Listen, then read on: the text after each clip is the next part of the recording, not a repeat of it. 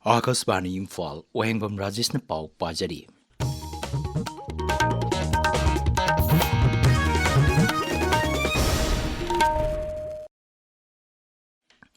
Changing for Cause haiba hiramda numit umni chathagadaba taranipan Super Raijataki Komla Festival. Raijapal Ajay Kumar Bala na ngasi Tamenglong District Headquarters sa laiba Mini Stadium da hogdokre.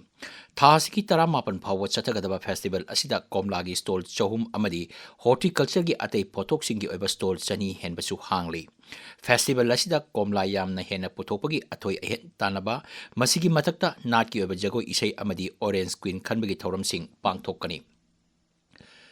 Ngasi hogdokpai thoramda wangang mada Raijapal hai Manipur da puthokliba Komlagi apunbagi chada yangkai hena Tamenglong jila na puthokli mang hai Komla na Tamenglong jila gi miyamgi maruiba semilon oiri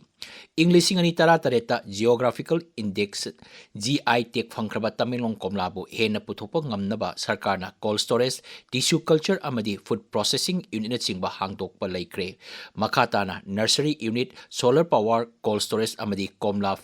yonpham sing matik chana thamnaba khonari Komla asi Tamil oina jila ama pothok amani hairaduna Raijapal na hai kumai asi haujigi lomi sing artist amadi naha sing saruk yaduna santi nungsi chanaba amasung amato oiba haiba paujel sandokli Rajya Sabha gi sadasya ningthau leisemba sana jawbana Manipur gi National Highway singda miyamdigi namduna sel munba amadi kanglup khara chathok chasin tawbada athingba piba amadi highway sing asigi phibam gi matangda kari thabak lokhatlabage haina ngasi Rajya Sabha da pukhatkre Madugi Pakumda Kendra gi Road Transport amasung Highways Mantri Nitin Gadkari na hai Manipur gi National Highway singda thenariba khudong chadaba sing amasung mafam asida paikaliba project singi matangda mathang thagi taranithoi amasung tarahumdoida Rajya singi Mukhya Mantri amasung Raijapal sing yauna Guwahati da pangthokadaba awang nongphok lamdamgi lambi thongi matangda wafam sing asi puthokduna khanagani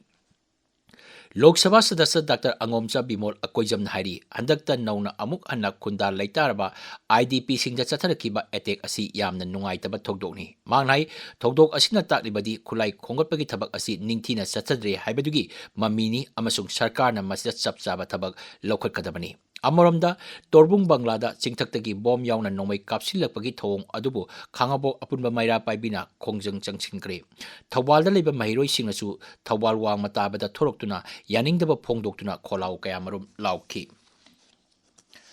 Assam Rifles na senduna Manipur sinba thungbada security gi bifam pangtokre Manipur police ki officers sing Thawal police ki mute sing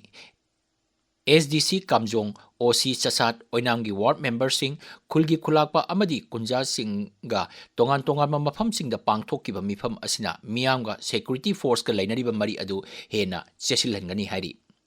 Sahi ahum Lairaga Writers Forum Imphal na piba Kundongbam Brojendo Ningsing Mana Lisingani Kuntaruk Sagnaiba Traitor Critic Playwright Buddha Singh Tham the Piragani Hari Manasi Mahaki Drama Lyric